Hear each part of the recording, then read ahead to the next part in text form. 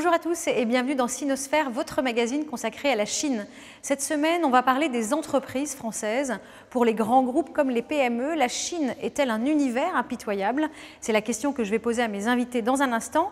Mais tout de suite, c'est le sommaire de Sinosphère. Avec 9% de croissance en 2011, la Chine est devenue un marché incontournable pour les entreprises du monde entier. Certaines grandes marques françaises dans le luxe ou la distribution semblent avoir réussi leur conquête du pays. Mais quelle est la réalité du business français en Chine? L'aventure des entreprises hexagonales y est-elle toujours couronnée de succès? La Chine n'est pas un Eldorado. S'y intéresser, c'est important. S'y précipiter, parce que tout le monde y va, n'est jamais la bonne solution. Face aux contraintes et embûches du marché chinois, certains entrepreneurs ont élaboré des stratégies originales. Quand la French Touch ne suffit plus à séduire, comment réussir malgré tout à gagner de nouveaux clients? Grands groupes ou PME, les entreprises françaises réussissent-elles vraiment en Chine? Et nous voilà de retour sur le plateau de Sinosphère au musée Guimet en compagnie de mes deux invités. Gabriel Chou, bonjour. Vous vivez en Chine depuis 17 ans, vous avez contracté en fait le virus de l'entrepreneuriat.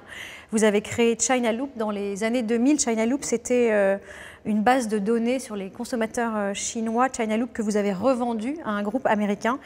Donc vous avez continué à le diriger et puis aujourd'hui vous êtes à la tête d'une nouvelle aventure, un site de e-commerce, ID by Me, où vous proposez de la mode sur mesure allant du pull en cachemire aux escarpins. Vous êtes ce qu'on appelle une serial entrepreneuse. On reviendra évidemment sur les PME chinoises, les PME françaises en Chine. Et à vos côtés, Jean-François Di Meglio, ancien élève de la rue d'Ulm et de l'Université de Pékin. Vous avez travaillé plus de 20 ans en Asie avant de rejoindre le centre de recherche Asia Centre, dont vous êtes aujourd'hui le président. Bonjour Jean-François Di Meglio, merci à tous les deux d'être sur le plateau de Sinosphère. On va évidemment parler ensemble des grands groupes et des PME en Chine, mais avant cela, je vous propose de regarder un reportage signé Séverine Bardon et Emmanuel Rambaud. Les marques de luxe. Elles sont la partie la plus visible du business français en Chine. Sur Wangfooting, les Champs-Élysées pékinois, les enseignes les plus prestigieuses du haut de gamme hexagonal sont aujourd'hui incontournables. Ici, on est dans le plus prestigieux des centres commerciaux de Pékin, l'Oriental Plaza. Regardez, il y a beaucoup de marques françaises. Par exemple Dior, Chaumet, Chanel. Ce sont toutes des marques françaises très représentatives. Yuan Rui a débuté dans le commerce des montres. Cet homme d'affaires prospère a bénéficié de l'essor du haut de gamme. Il représente aujourd'hui plusieurs marques de luxe françaises et suit dans les moindres détails les tendances de consommation. Est-ce qu'il y a beaucoup de clients qui viennent voir les nouveautés? Oui, il y en a beaucoup qui viennent se renseigner. Ils demandent quels sont les nouveaux produits. Et vous gardez les contacts de ces clients? La Chine est aujourd'hui le deuxième consommateur de mode et de luxe au monde. Une aubaine pour les entreprises françaises qui figurent en tête des marques préférées des Chinois. Mais si Vuitton, Chanel ou Dior ouvrent de nouvelles boutiques à un rythme effréné, le marché chinois reste difficile à conquérir. Une marque en Chine et en France, ses atouts de vente ne seront pas les mêmes, bien qu'il s'agisse de la même marque. Une marque très appréciée en France ne le sera pas forcément en Chine, où le marché est moins mature. Et en Chine, les modes de consommation peuvent changer rapidement, surtout quand la politique s'en mêle. Le sentiment national est un facteur important dans la décision d'achat. Si le sentiment national est heurté, alors il peut y avoir un impact sur une marque. Peut-être pas un rejet total, mais pendant un moment, les gens seront mal à l'aise à l'idée d'acheter cette marque et de la montrer à leurs copains.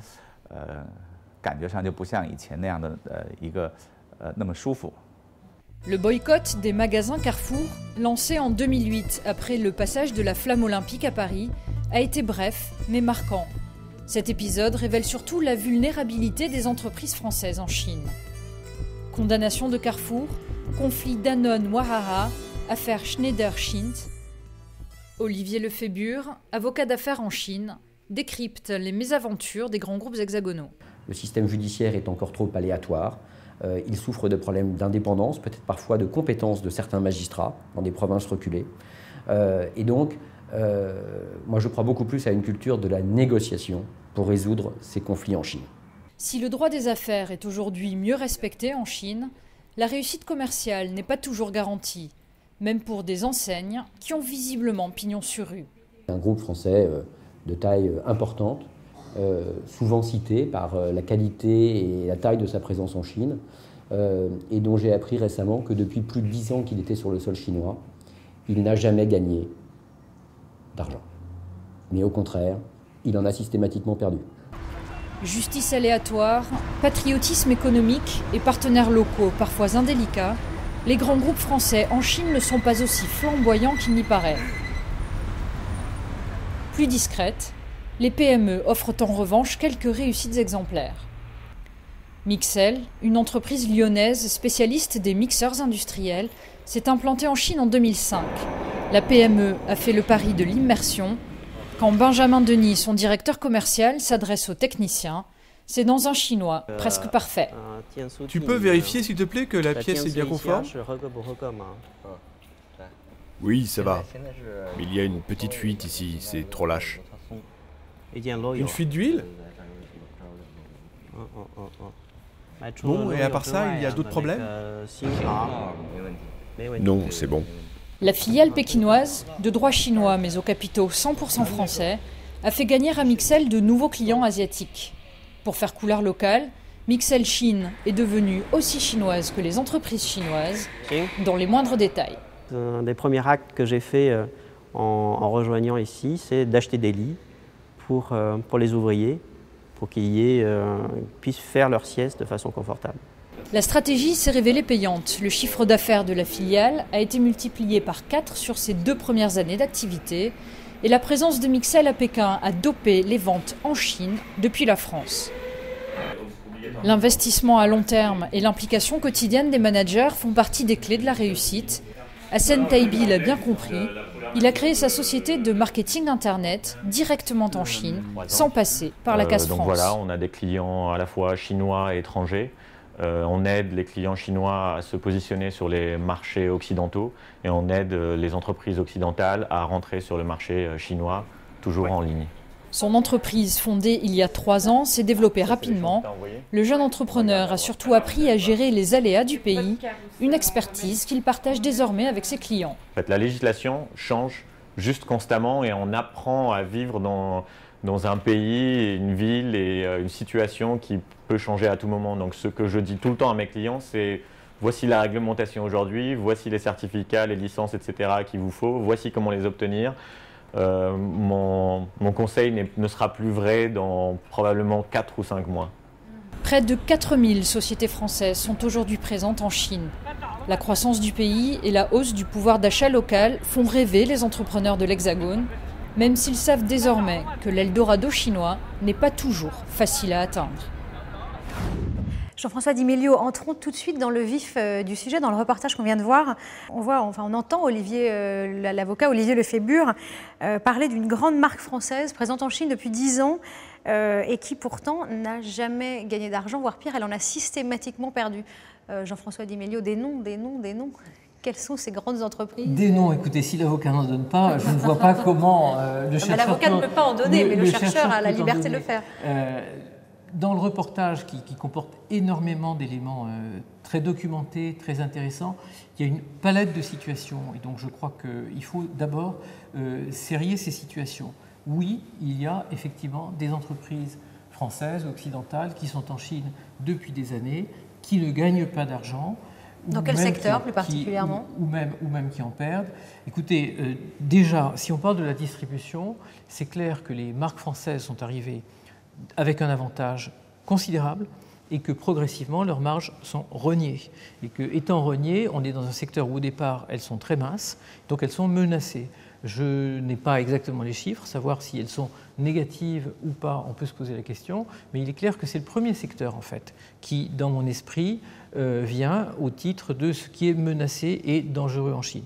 Par ailleurs, vous avez aussi des secteurs dans lesquels il faut beaucoup investir. Et c'est là que je dis que le reportage comporte beaucoup d'éléments intéressants, mais divers, parce que de quoi parle-t-on?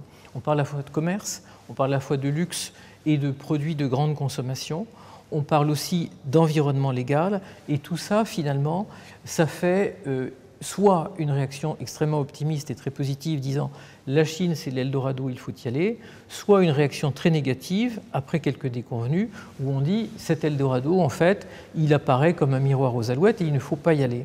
Cela dépend beaucoup de l'environnement légal ou bien du secteur dans lequel vous êtes ou bien de ce qu'on va appeler le critère de jugement, le benchmark. Si vous y allez pour défendre votre propre production ou votre avance technologique, peu importe finalement, si vous me permettez, que l'on gagne ou que l'on ne gagne pas d'argent.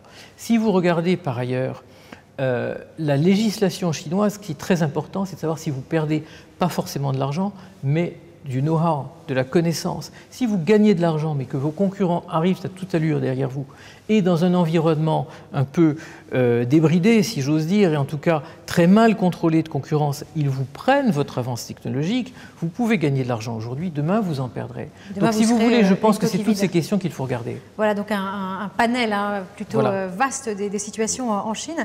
Gabriel Chou, vous illustrez finalement le cas des PME qui réussissent vraiment en Chine. Votre premier succès avec China Loop, aujourd'hui, ID by Me, finalement, est-ce que vous diriez que les PME sont peut-être plus adaptées au marché chinois que les grands groupes ? Souvent, les PME sont plus rapides et peuvent prendre des décisions. Ce que je trouve très difficile, j'ai été à la fois entrepreneur et puis j'ai revendu ma société à un groupe américain et donc je dépendais d'un siège qui était aux États-Unis. Ce qui est très difficile, c'est d'aller vite. Et la Chine demande à aller très très très vite et de prendre des décisions qui sont parfois très différentes de ce que prendrait le siège dans son propre pays, aux États-Unis ou en France. Et je crois que une des raisons pour lesquelles les PME peuvent plus réussir, c'est cette rapidité d'exécution.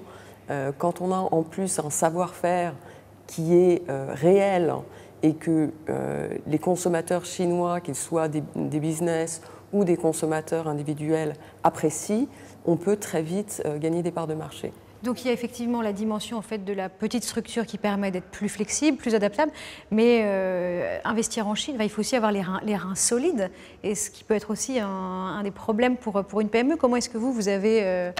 vous arrivez à gérer les deux aspects? Effectivement, être présent en Chine demande beaucoup d'argent, énormément d'argent et plus que ce qu'on en prévoit généralement. Pourquoi? Parce qu'on rencontre des difficultés, on ne peut pas les appréhender dès le départ. J'ai eu la chance de bénéficier de l'appui de Capital Risque dans ma première entreprise et puis de nouveau dans cette nouvelle... Donc des business angels qui, en quelque sorte... Des VC, des venture capitalistes qui, effectivement, ont cru dans notre projet et nous ont soutenus. Et voilà, sur cette deuxième entreprise, pareil, 2 fonds d'investissement français nous soutiennent. Voilà, et puis ils vous soutiennent et puis ils vous font confiance, j'imagine, au vu de la première réussite. Jean-François Di Meglio, il y a un point que vous avez abordé tout à l'heure, c'est évidemment l'environnement juridique. La Chine va fêter cette année le 10e anniversaire de son entrée à l'OMC. Est-ce que finalement, les règles du jeu sont un petit peu plus normalisées? Est-ce que c'est finalement un peu plus facile aujourd'hui pour les entreprises de faire du business? La réponse courte est probablement que je ne crois pas.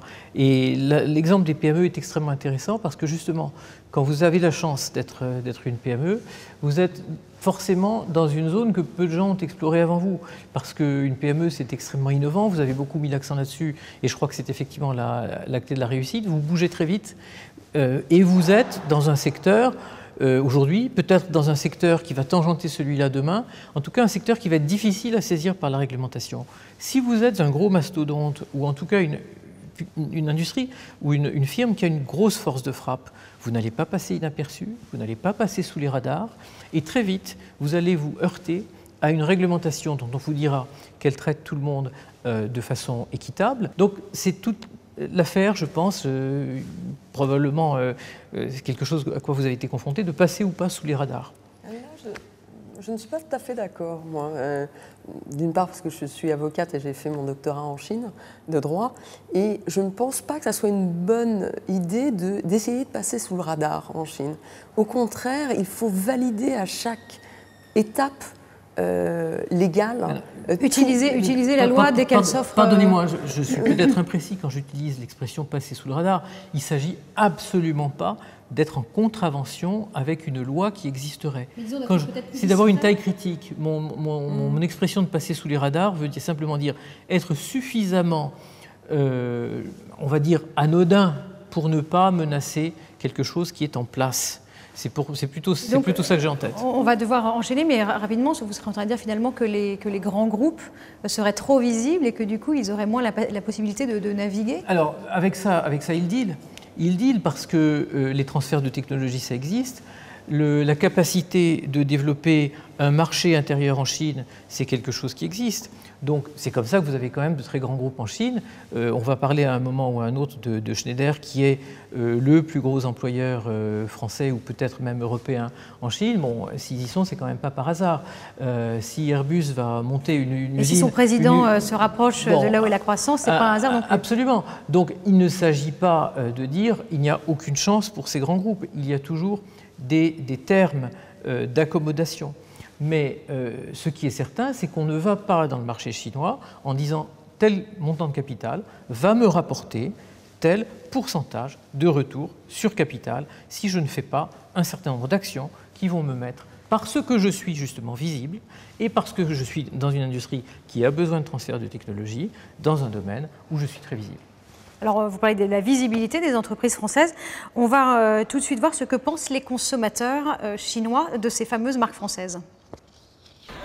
Dans les quartiers commerçants de la capitale chinoise, les boutiques françaises s'affichent fièrement. À Pékin, les marques nées dans l'Hexagone sont désormais bien en vue. Mais un sondage express révèle des intérêts très ciblés chez les clients chinois. Produits de beauté pour les femmes. Les produits français les plus connus, ce sont les parfums. Si je devais acheter des produits français, j'achèterais des parfums, parce qu'il y a plein de parfums différents. L'Oréal, Lancôme. Que du maquillage. Oui, ce que je connais le mieux, ce sont les cosmétiques. Pour les hommes, c'est plutôt voiture et bonne chère. Je connais des marques de voitures. Citroën. Citroën, c'est français? Je pense au vin rouge, au champagne. Les vins rouges de Bordeaux, et puis il y a aussi le foie gras. Un point commun caractérise néanmoins la perception des marques françaises, leur romantisme qui semble séduire les consommateurs chinois.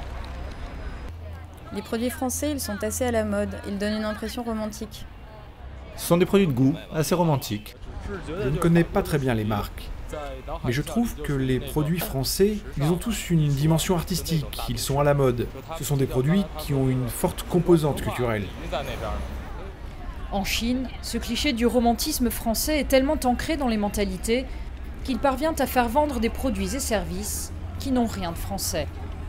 La France fait rêver, mais pour les Chinois, ce rêve n'est pas toujours synonyme de fiabilité. C'est un pays romantique. Après, est-ce que les produits français sont pratiques ou pas? Ça, je n'en sais rien.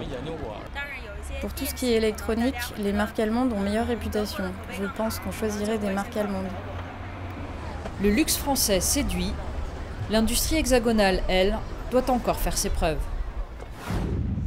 Gabriel Chou, ces consommateurs chinois, vous les connaissez bien, hein, vous avez créé une super base de données, vous les aviez étudiés dans leur moindre détail. On vient de voir finalement qu'il y a encore que nos marques françaises, c'est encore dans l'esprit des Chinois, le romantisme, le luxe.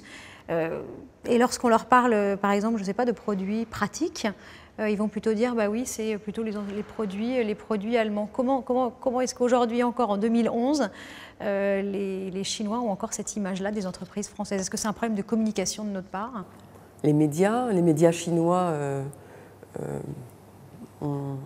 véhiculent une certaine image de la France qui est très difficile à changer. Les entreprises françaises qui sont présentes sur place, comme L'Oréal, s'y attellent et réussissent à faire changer les choses, mais L'Oréal surfe sur l'image de la qualité, du romantisme et du savoir-faire français. Mais il y rajoute aussi la technologie, une capacité extraordinaire de servir le consommateur.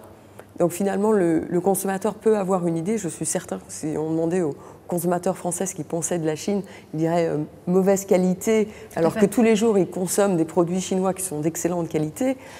Voilà, on part avec des a priori, mais ils sont prêts à consommer. Ils prennent une marque sans vraiment savoir si elle vient de France. Donc finalement, ce que pense le consommateur, comme ça dans un micro-trottoir, ça n'a que très peu d'importance pour une marque? Ça a assez peu d'importance à partir du moment où la distribution est capable d'expliquer ce qu'elle produit. Un des grands challenges des producteurs de biens de consommation qui sont présents en Chine, des producteurs français, c'est la distribution, c'est de réussir à convaincre et à faire passer un message auprès du consommateur. Quand vous avez 240 villes qui doivent recevoir vos produits, autant c'est facile quand vous êtes présent sur Pékin, Shanghai, Shenzhen, les quelques villes principales. Dans les grandes villes, oui. Vous ouvrez quelques comptoirs, mais lorsque vous voulez être présent dans toutes les villes comme autrefois Alcatel Mobile ou Nokia aujourd'hui ou un service bancaire, c'est beaucoup plus complexe. Jean-François Di Meglio, diriez-vous aujourd'hui que les entreprises françaises, alors finalement rattachées à une image France ou non, hein, mais diriez-vous que les entreprises françaises arrivent bien à cibler les consommateurs chinois? Je crois que vous avez tout à fait raison. Les consommateurs chinois sont peut-être un petit peu plus liés à la production qui vient de France ou d'Europe en général qu'ils ne le pensent. Si on prend un autre exemple, c'est l'exemple des grands magasins français. Quand un consommateur chinois va chez Carrefour, sauf si on est dans une période particulièrement sensible ou d'une façon ou d'une autre, et on ne voudra pas élaborer sur les raisons qui font que brusquement on découvre que Carrefour est français, ils ne savent pas que Carrefour est français. Ça, c'est un nom chinois, et donc on va chez Carrefour parce que c'est le grand magasin qui est à la porte. Donc, et qui justement avait tout mis en place pour être finalement un supermarché à la chinoise avec des poissons frais, absolument. Des services. Ceci étant dit, à qui s'adressent les exportateurs français? Pas forcément à la grande consommation non plus, même si nous sommes très forts dans ce domaine-là aussi. Si vous allez voir un ingénieur, eh bien un ingénieur va parfaitement savoir que s'il veut acheter effectivement tel ou tel composant d'une voiture, ou s'il veut aller acheter tel ou tel moteur, il va aller acheter les moteurs Baudouin, par exemple, en France, parce que les moteurs Baudouin ont la spécialité des moteurs qui tournent très lentement et qui durent longtemps. Et donc ça, pour les Chinois, on sait que c'est français. Donc je crois qu'effectivement, il y a plusieurs niveaux dans cette perception. Maintenant, c'est vrai que de façon dominante, quand un Chinois vient en France, ce n'est pas forcément pour acheter les moteurs Baudouin, c'est souvent à cause ou grâce à l'image du romantisme dont nous bénéficions. Écoutez, après tout, on peut s'en plaindre, mais aussi on peut s'en réjouir. Hein. Gabriel Chou, finalement, est-ce qu'il ne faut pas se départir de cette image d'être français ou pas français? À la limite, si on est dans le luxe et dans le prêt-à-porter, très bien, on joue la carte française. Sinon, finalement, il faut être efficace, présent sur le marché, et peu importe qu'on soit français. Personne n'est dupe, hein, que ce soit des consommateurs chinois, des business chinois, ils savent très bien reconnaître la qualité à partir du moment où un certain savoir-faire existe. Les consommateurs chinois ont changé. Il y a 15 ans, vous pouviez leur faire gober n'importe quoi et du vin, et il était mauvais, mais vous disiez il est très bon et ils le buvaient. Aujourd'hui, c'est plus le cas, ça devient de moins en moins le cas. Donc maintenant, ils savent reconnaître la qualité, ils achèteront peut-être une fois un produit, s'ils ne le trouvent pas terrible, ils ne le recommanderont pas, et s'ils le trouvent fantastique, comme les moteurs que vous venez de décrire, ils en rachèteront. Donc, moi, je pense que l'image de la France nous sert plutôt qu'elle nous dessert, parce qu'il y a un savoir-faire, il y a une image de qualité qui est là. Les Allemands ont cette même image de qualité, peut-être que dans le domaine industriel, les Allemands un peu plus que nous, mais quand même, on reste dans une très haute image. Par contre, nos prix ne sont pas réputés être les meilleurs. Jean-François Di Meglio, pour conclure, l'image nous sert, mais est-ce qu'on réussit pour autant? On n'a certainement pas les résultats qui sont à la hauteur de nos investissements. Il faut rappeler que le rang des investissements français est beaucoup plus élevé que le rang de la Chine dans le commerce international français. C'est peut-être une bonne nouvelle, ça prouve qu'on est capable d'investir. Il faut simplement qu'on soit sûr d'avoir le retour sur investissement. Voilà, le retour sur investissement, donc c'est un petit peu c'est là où c'est le nerf de la guerre en quelque sorte. Merci à tous les deux. Jean-François Di Meglio, je rappelle que vous êtes le président du Centre de recherche Asia-Centre. Gabriel Chou, de votre côté, vous dirigez le site de commerce ID by Me, la mode faite sur mesure pour les consommateurs français cette fois-ci. Voilà, c'est la fin de Sinosphère. Merci à vous qui nous suivez. Merci également au Musée Guimet qui nous accueille. Je vous donne rendez-vous dans 15 jours.